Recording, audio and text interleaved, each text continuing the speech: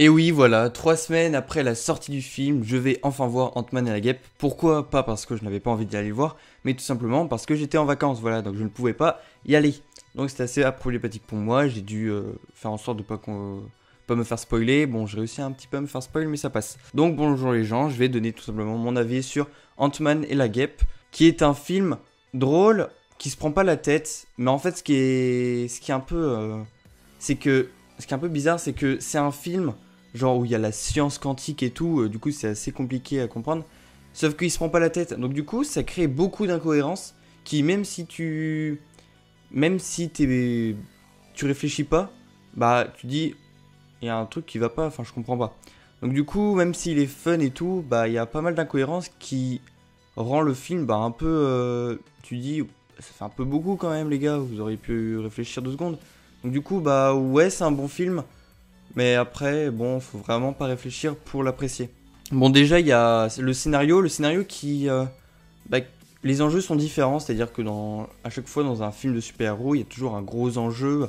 Genre, par exemple, pour Ant-Man 1, c'était la commercialisation d'un costume de super-héros qui pouvait faire des ravages dans la guerre, etc. Ça pourrait être beaucoup trop dangereux.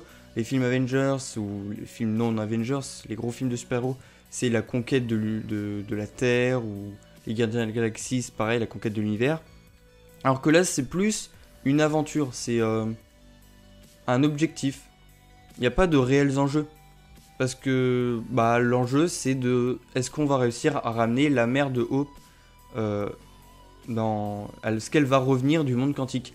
Et bah, ouais, pourquoi pas. C'est vraiment pour dire bon bah voilà, il s'est passé ça pendant que Ant-Man n'était pas là pendant Infinity War. Et bon, alors sinon, alors il y a Ghost qui est un méchant oubliable. Enfin, pour moi, c'est un méchant oubliable. C'est un méchant qu'on nous donne comme ça.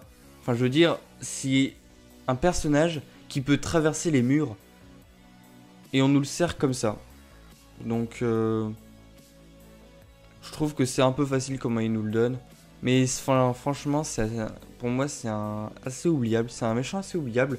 Genre, il est pas aussi développé que Killmonger, que le Vautour, que Thanos. Bon, Thanos, un peu logique, mais du coup, bah, ça en fait un méchant un peu comme. Pour moi, il est aussi oubliable que le méchant dans Thor 2, que Malekith. Donc, ouais. Bon, là, je vais spoil, je pense. Parce qu'en fait, c'est impossible pour moi de faire un film, de faire cet avis sans spoil. Parce qu'il y a beaucoup de trucs que je suis obligé de spoil. Parce que, voilà, donc là, on commence la partie spoil, on va dire. Donc,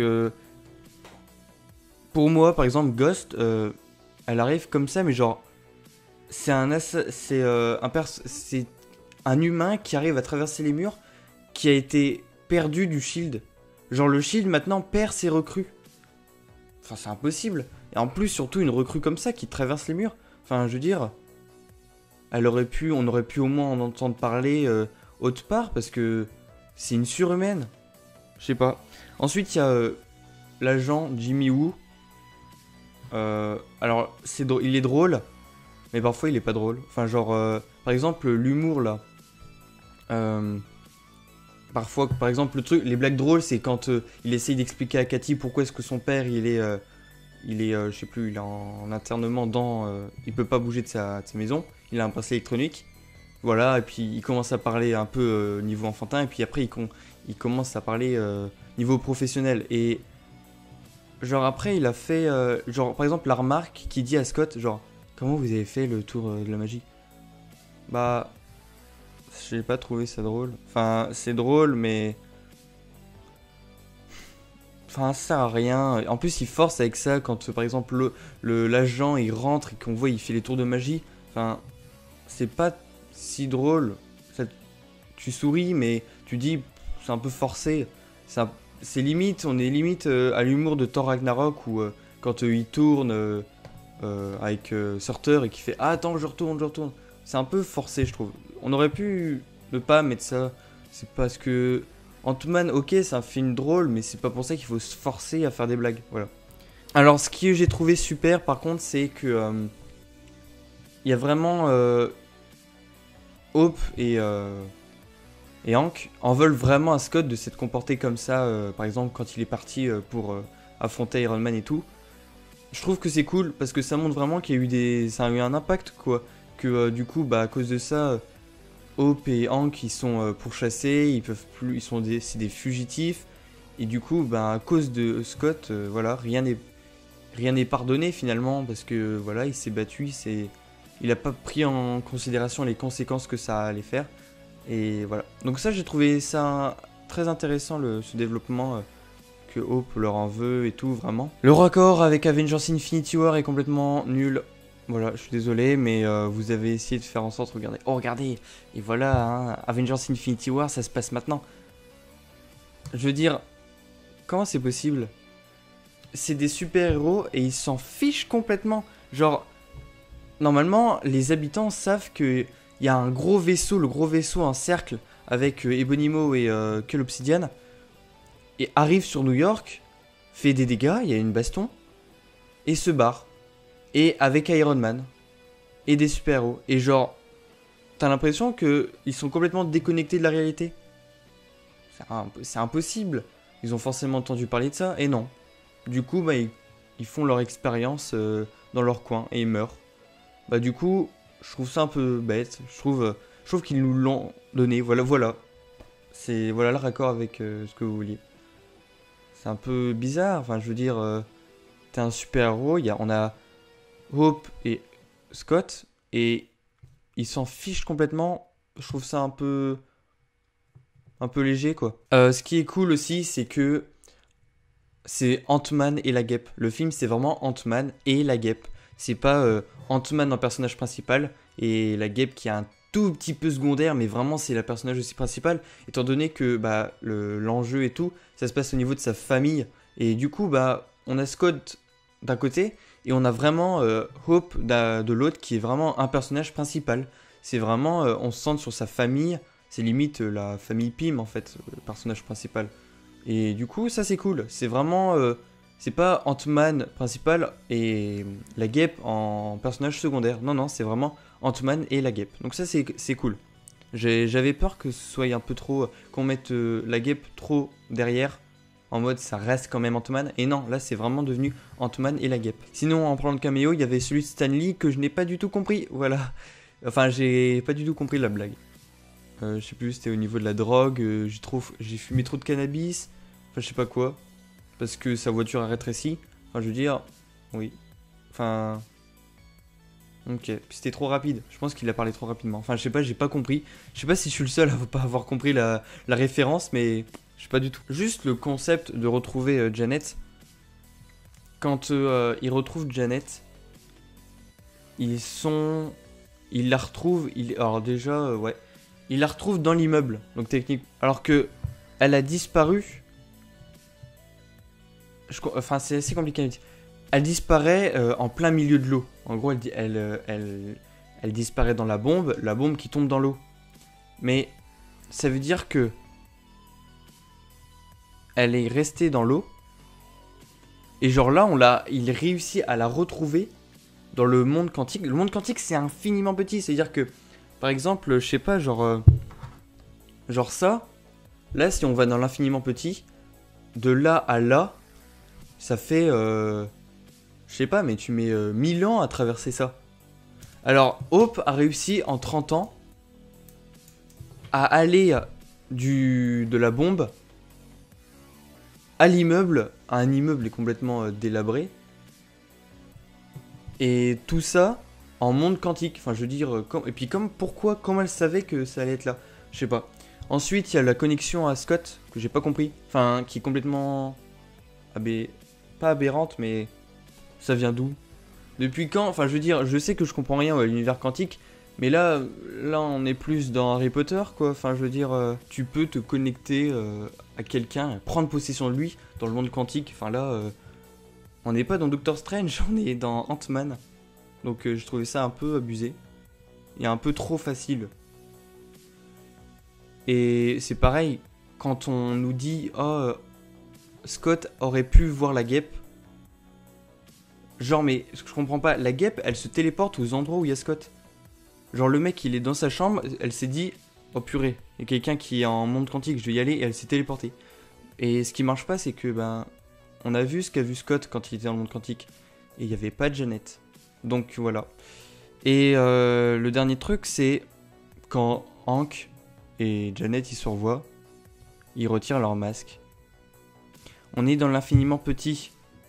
Hank l'a dit lui-même, c'est-à-dire qu'on traverse les molécules. Si on traverse les molécules, c'est-à-dire qu'on est plus petit qu'une molécule. Sauf que quand on respire là, on inspire des molécules d'air. Des molécules d'air. Si t'es plus petit que la molécule, comment tu peux respirer? Comment tu peux aspirer des trucs plus petits, plus gros que toi? Ce n'est pas logique. Donc au mieux, ils auraient pu laisser le masque, ça aurait rendu le truc logique. Alors que là, bah du coup, non. Voilà. Ensuite, enfin je sais pas, je trouve ça assez... tout le truc avec Janet, c'est un enjeu cool, mais techniquement c'est censé être impossible. Et ah oui, le truc, le pire, je pense que c'est le pire ça. Janet a survécu 30 ans dans le monde quantique, sans manger, sans boire. Et elle est en pleine forme. C'est totalement normal. Alors après, je pense que... Ouais, bon... On peut penser que c'est l'énergie quantique qui lui a donné l'énergie de survivre et qui la nourrit bizarre. Mais enfin, je veux dire, on nous le dit pas, donc du coup, bah non. On peut pas trop... Voilà. On voit une femme qui a survécu 30 ans sans manger, sans boire, qui on sait pas comment, dans l'infiniment petit, sait où est-ce que Hope et Hank sont. Enfin, c'est assez étrange. Je sais pas, j'ai du mal. Enfin... Même si on n'y connaît rien en monde quantique, pour nous ça c'est illogique. Alors c'est vrai, oh mon dieu, un homme qui rapte ici c'est illogique. Sauf que là c'est vraiment illogique. Il n'y a pas d'explication. L'homme qui rapte ici, oui, c'est parce qu'il a créé une molécule, Hank, pour rapetissir, un truc spécial. Mais là... Bah non. Ce qui est dommage aussi, c'est que bah cet épisode ne fait pas avancer la saga. Parce que on peut se dire... Oh, il a ramené Janet, c'est énorme, elle a des pouvoirs et tout, de trucs quantiques et tout, c'est incroyable. Avec Janet, elle va pouvoir apporter masse trucs pour Avengers 4. Non, elle meurt. Janet, Hope et Hank meurent. Donc, au final, Janet, le fait de refaire revenir Janet, ça aura servi à rien. Donc, ça ne fait en aucun cas avancer l'histoire. L'histoire avant Ant-Man 2, c'est... Il y a Scott, il y a Hope et il y a Hank. Donc Scott, il fait sa vie. Hope et Hank, ils essaient de récupérer Janet. Et à la fin, il n'y a plus que Scott. Et Janet n'est toujours pas là. Enfin, je veux dire, ça servit à rien. Dans ce cas-là, pourquoi est-ce que vous avez pas fait un film Hawkeye, en fait? Ça aurait été la même utilité. Je sais pas. Mais sinon, c'est un bon film fun. Mais il faut vraiment s'en battre à mort les cacahuètes de la physique de la physique. C'est tout. Si tu poses ton cerveau, tu le laisses, tu vas au ciné. Si un tout petit bout de cerveau reste dans ton crâne quand tu regardes le film, bah là, tu trouves direct des incohérences. Sachant que ces incohérences ne seront pas expliquées, étant donné que Janet est morte. Donc je trouve ça un peu facile et je trouve ça un peu inutile. Donc oui, le film est fun, mais au fond, il y a beaucoup trop d'incohérences en fait. Pour que ce film soit réaliste, où on se dise, ah ouais, l'enjeu est pas assez fort, donc pourquoi pas. C'est un film à voir, mais on peut s'en passer complètement. Voilà. On peut le résumer à Janet, Hank Pym et Hope meurent et voilà. On peut se sentir à ça. Donc voilà les gens, c'est déjà la fin de cet avis. Si vous avez aimé, vous laissez un j'aime, un commentaire. Dites-moi votre avis dans les commentaires. Et bah sur ce, on se retrouve pour d'autres vidéos sur Ant-Man qui y arriveront. Voilà. Allez, ciao.